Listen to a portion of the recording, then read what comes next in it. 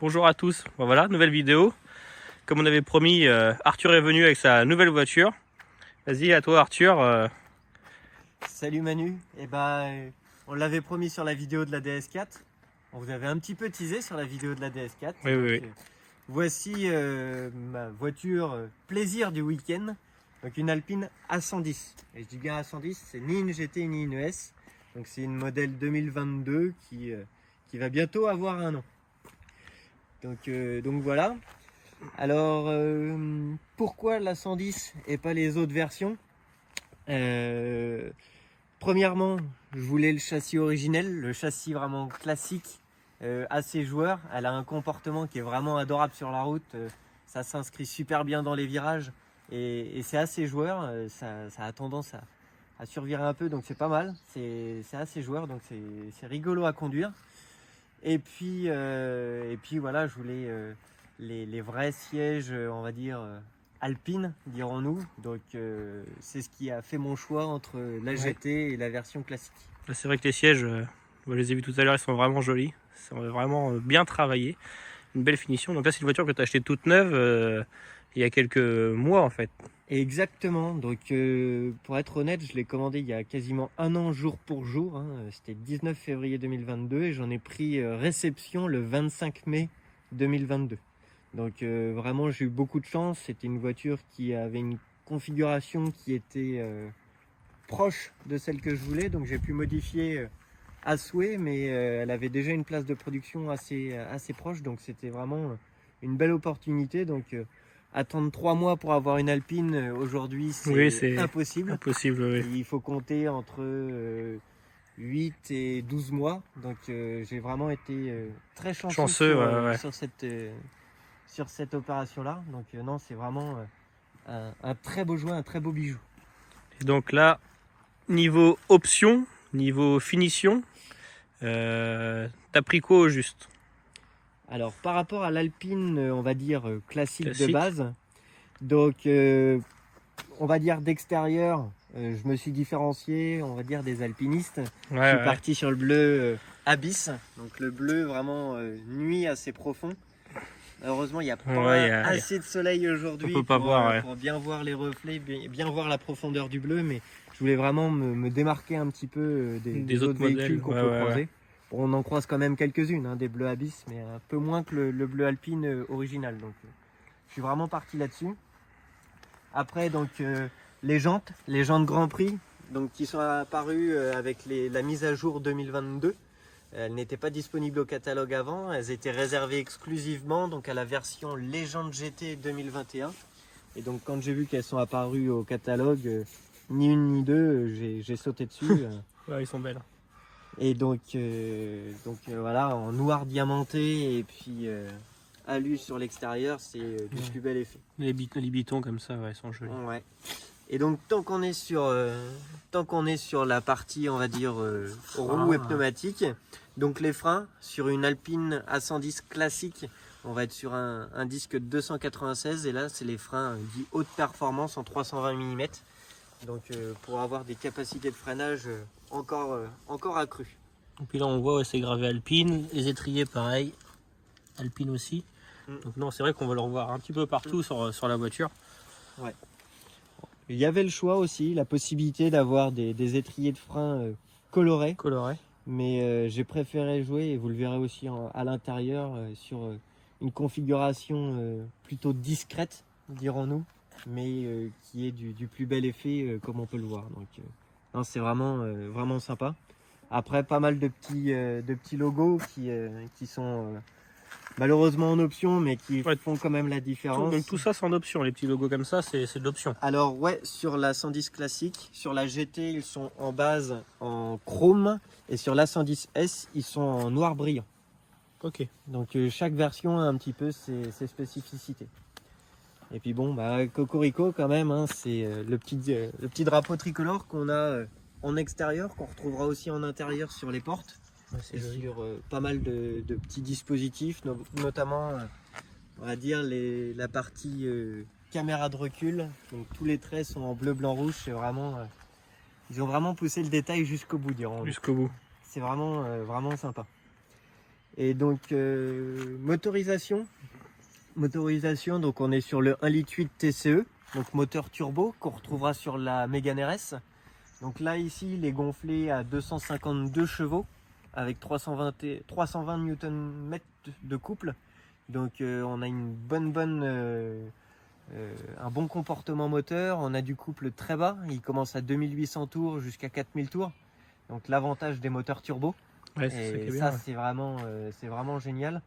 Et l'avantage de ce moteur-là, c'est qu'on peut l'utiliser, on va dire, tranquillement à bas régime pour cruiser, pour se balader. Et il est vraiment très poussif quand on veut vraiment profiter et se faire plaisir, que ce soit sur petite route ou si on dépasse de manière anormalement élevée les limites de vitesse, on le fera sur circuit. Mais c'est vraiment une très très belle auto et qui a un charme au-delà de l'historique, qui a son charme à part entière sur cette nouvelle génération. Option que j'ai pris également, c'est l'échappement sport, donc échappement à valve. On regardera tout à l'heure en voiture, on a 3 modes de conduite, le normal, le sport et le track. Donc en mode normal, les clapets sont fermés, c'est vraiment une voiture qui peut être vraiment discrète, qui se fera remarquer par son style, mais pas par son bruit. Et après, donc en mode sport, on aura les clapets qui vont s'ouvrir, et en mode track, on aura un ESP plus permissif. Il ne sera pas entièrement déconnecté, on peut le déconnecter, mais il sera juste plus permissif, donc pour vraiment profiter, quoi. Bon, non mais comme là on peut voir vraiment les 3/4 avant, c'est vraiment joli. Pareil, j'avais un doute sur la couleur au début et quand tu la vois en vrai, c'est beau, c'est très joli. Franchement, on passe à l'intérieur. On passe à l'intérieur. Allez, c'est parti.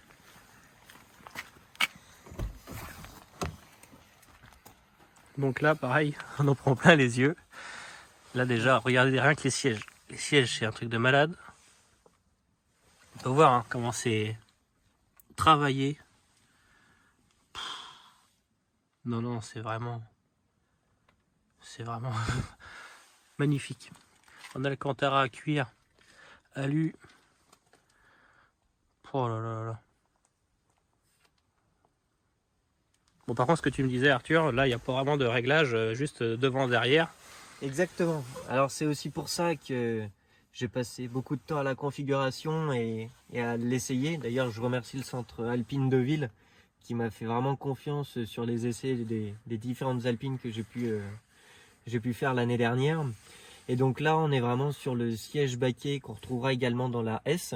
Donc qui est, je vais dire, réglable avant en arrière de manière facile et courante. Et sinon après on adapte le siège avec une vis BTR. On a 3 positions à l'arrière et 3 positions à l'avant pour vraiment adapter le siège au mieux au profil du conducteur. Exactement. Très bien. Donc là on est vraiment sur un aspect assez sportif sport.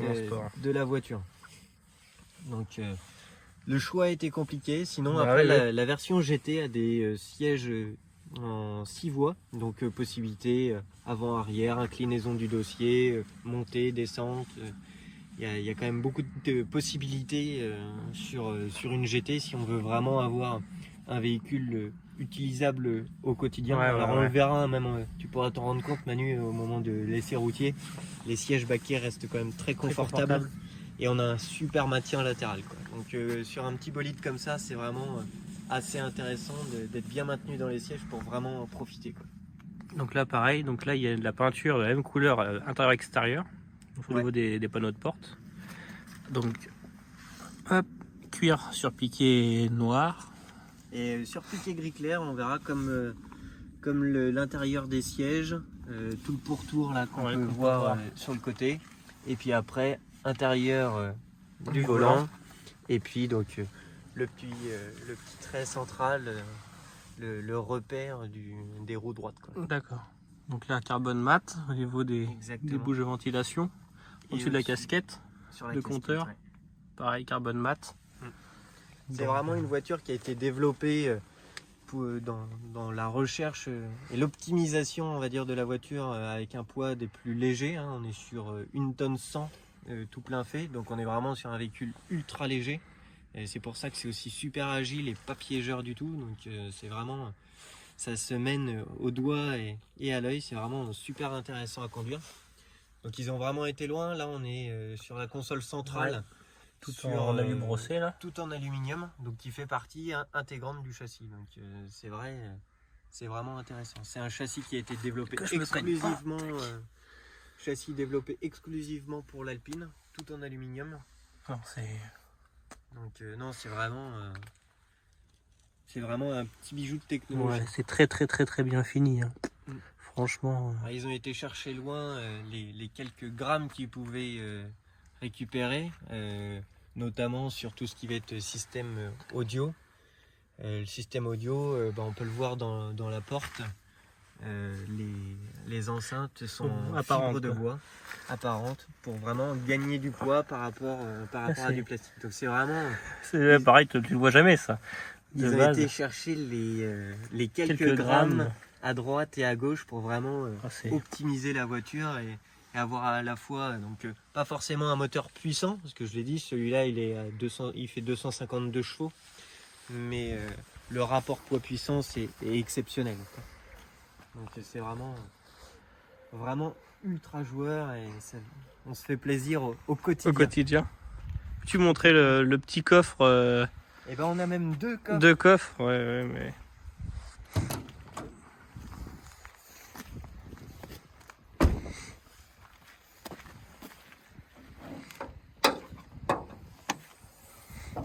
Donc on a un coffre de 90 litres à l'avant, donc avec un poids maximum qu'il ne faut pas dépasser de 40 kg.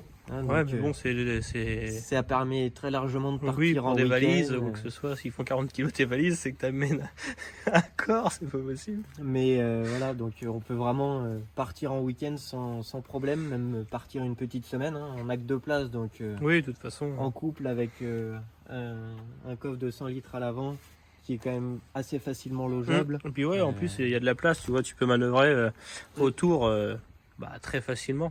Exactement. Donc non, c'est vraiment intéressant. Et puis même c'est bien fini parce que quand tu vois que sous, en gros le capot, c'est verni, il est tendu comme ça, je peux te dire que tu le vois rarement.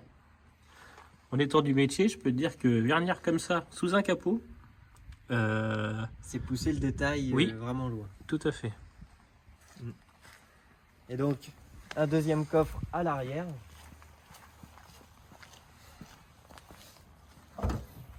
Qui est lui un tout petit peu moins logeable. Donc il fait 90 litres aussi. Et par contre, il est vraiment en U tout autour du moteur.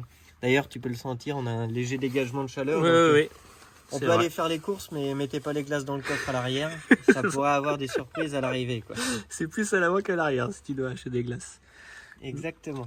Non mais ouais, c'est vrai que même tu vois le petit capot à l'arrière, le vernis il est top. C'est très bien fini. Les vis, tout.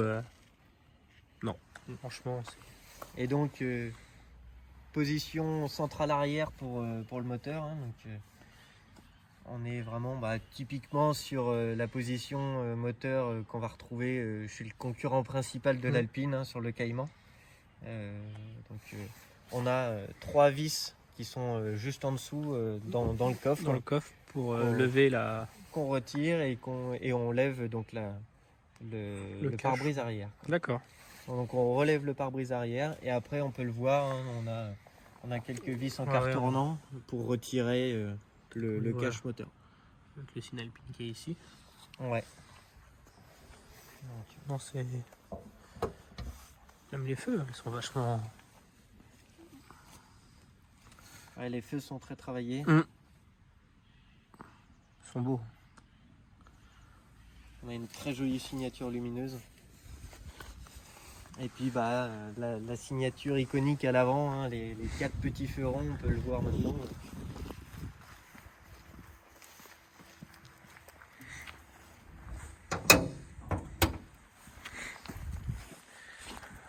Elles sont éteintes. Tac. Non, c'est beau. Franchement, pourtant, comme je te disais, j'adore Porsche. Donc le Cayman, comme tu as pu le dire, il y a quelques minutes, c'est sa concurrente. Mais bah tu vois, j'hésite. Tu vois, quelque chose, j'aurais vraiment le choix entre... c'est pas ce que je souhaite pas un Cayman prochainement, mais autre chose. Mais franchement, vu les détails, le mythe et niveau tarif aussi, je pense que c'est plus que correct. Est-ce qu'on peut parler un peu prix Sans problème. Alors, il y a eu quelques augmentations entre-temps au moment où je l'ai acheté et maintenant, et aujourd'hui. Aujourd'hui, elle est affichée au prix de catalogue 62 000 € hors option, donc en entrée de gamme, dirons-nous. Moi, au moment où je l'ai acheté, donc elle était à 59 000 €, et avec les options à droite, à gauche, peinture, les jantes, etc. J'ai fini à 70 000 €, carte grise, malus inclus. Ouais. Le malus est de 1 200 €. Donc c'est vrai que j'ai eu quand même la réflexion entre deux de me dire Cayman ou à 110. J'ai regardé le malus du Cayman. Il fallait rajouter entre 15 et 20 000 € l'année dernière. Aujourd'hui, c'est quasiment 30 000 € qu'il faut rajouter sur le Cayman. Donc l'écart de prix était déjà significatif. Et puis comme tu l'as dit, le mythe de la 110 et puis le fait que Cocorico elle soit assemblée à Dieppe, en étant normand, forcément, ça a énormément joué dans la balance. Non, c'est vrai que c'est beau. Alors c'est vrai que je m'en suis déjà rendu compte plusieurs fois. En vidéo, on peut des fois pas trop se rendre compte des gabarits de la voiture et ce qu'elles peuvent dégager. Mais en vrai, c'est vraiment très joli. Très très très joli. Mais pareil, on revoit encore les inscriptions Alpine dans les optiques à l'avant. C'est vrai qu'on le revoit un petit peu partout sur le véhicule. Non, c'est vraiment très beau. Et puis ce léger double bosselage en fait sur le toit. Sur le pavillon, ouais. Et on le retrouvera également à l'intérieur. Le toit est creusé pour justement pouvoir laisser passer les casques quand on fait des journées circuit. D'accord. Le détail a été poussé relativement loin. Ouais, on le voit. Non, c'est beau. Et même quand tu vois la qualité. Là, toi, il pleut un petit peu moins, donc on va peut-être voir un petit peu plus. Mais le vernis, il est tendu, vraiment bien tendu. Par rapport à d'autres marques que tu peux voir des fois, les vernis, c'est pas trop ça. Là, tu vois bien que ils ont poussé dans les détails et dans la qualité du véhicule. Cet effet brillant est aussi accentué, dirons-nous, au-delà de la peinture, mais par la protection céramique. Parce que forcément, les voitures comme ça, on n'a pas envie qu'un impact de cailloux vienne ruiner cette belle robe. Donc, une protection céramique complète, véhicule et jantes sur l'Alpine. D'accord. Pour accentuer la protection. La protection, ouais. Et c'est vrai que c'est bien, ou sinon il faut mettre un PPF quoi, sur tout le bloc avant, au pire, ou sur toute la voiture, mais c'est vrai que c'est assez onéreux. Sachant que dans les 70 000 €, la protection céramique était incluse. D'accord, oui, donc ça va. Donc ça reste un véhicule qu'on peut utiliser au quotidien. Ayant une DS4 pour mon travail, je ne l'utilise pas au quotidien. Pour être honnête, elle va bien. Comme je l'ai dit, elle a 8 mois maintenant. J'ai fait 3342 km pour être exact. C'est précis. Donc non, après c'est sûr que si on veut l'utiliser au quotidien, on peut. Mais après, c'est vraiment une voiture plaisir avant tout, quoi. Ça marche. Est-ce qu'on est parti pour l'essai? On est parti pour l'essai? Allez, c'est parti.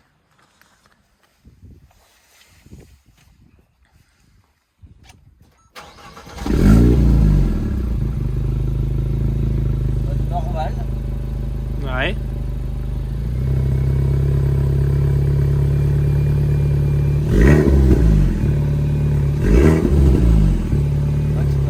T'as ta mode sport là. Ouais, ça chante bien. Hein. Ça chante très très bien. Allez, c'est parti pour la balade. Allez, c'est parti. Allez. Donc voilà. Nous voilà à l'intérieur. Ça fait penser au McLaren. Ouais. Donc on va retrouver mode normal.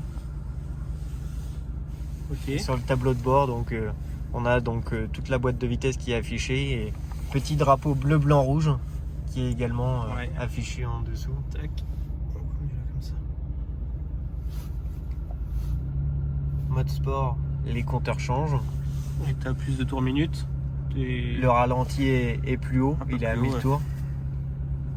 Et appui prolongé, donc on passe en mode track et boîte séquentielle uniquement. D'accord. Et donc on le voit affiché juste ici, ESC track. Donc comme je le disais tout à l'heure, c'est un ESC plus permissif. Aujourd'hui, la route est mouillée et un petit peu sale. Oui, oui. Je suis désolé Arthur de sortir ta voiture par des temps à chaque fois. Exécrable, mais voilà, donc on va rester en mode sport, mais vous allez voir, ça chante quand même déjà super bien. En tout cas, ouais, c'est vachement bien dans les sièges. Hein. Bon, on prend la même route que la dernière fois, je sais pas si tu te rappelles. Ouais. Alors pour préciser, hein, la voiture est quasiment à température, on va rouler gentiment au départ. Oui. De toute façon, ça sert à rien de rouler à toute vitesse parce que sur les vidéos on s'en rend pas spécialement compte. Non, de toute façon. Donc, après, le mieux c'est rapprochez-vous si vous le souhaitez du centre alpine le plus proche pour avoir les vraies sensations au volant. Parce que c'est vraiment... L'essayer malheureusement c'est souvent l'adopter. C'est l'adopter. Après c'est un petit peu normal à vrai dire. Non, c'est vraiment bien. C'est bien, c'est très très bien fini. Comme on peut retrouver encore du carbone mat encore ici. Là c'est tout droit.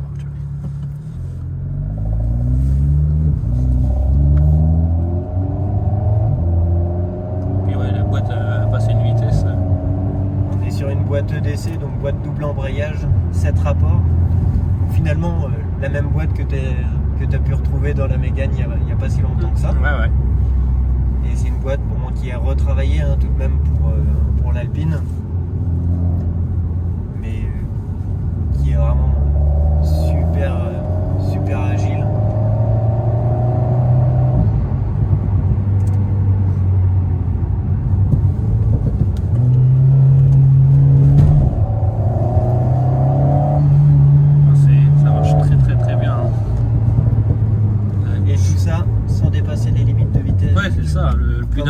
Comme quoi on peut vraiment se faire plaisir sans tartiner comme des malades. Comme des malades.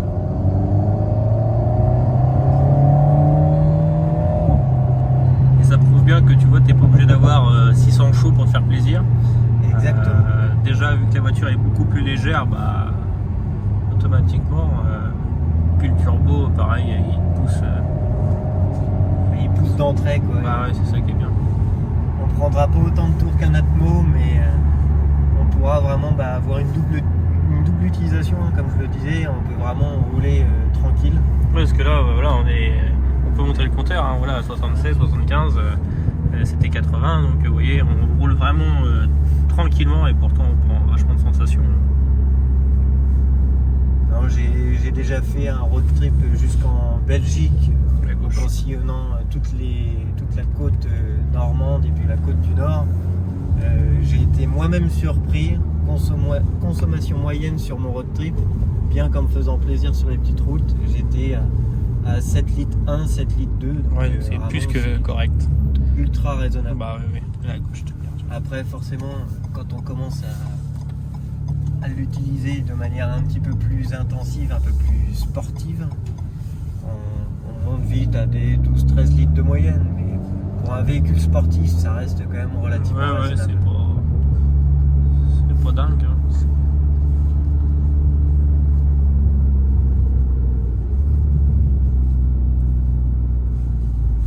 Alors on l'entendra peut-être pas forcément très bien sur la vidéo, mais on a des légers pop and bang à l'échappement.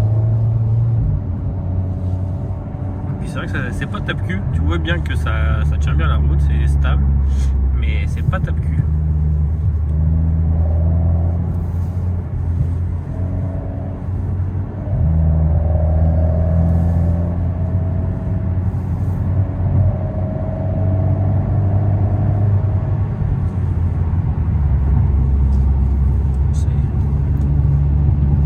C'est vraiment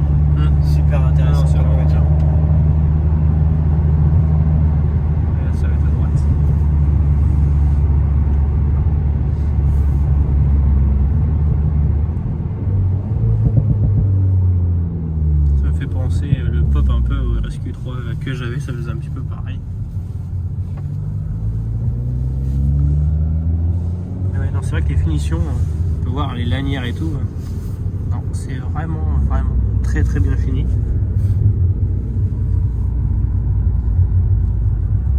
On trouve encore le logo Alpine ici. Et sur piqûre, le petit logo. Il écrase pas les chiens quand même.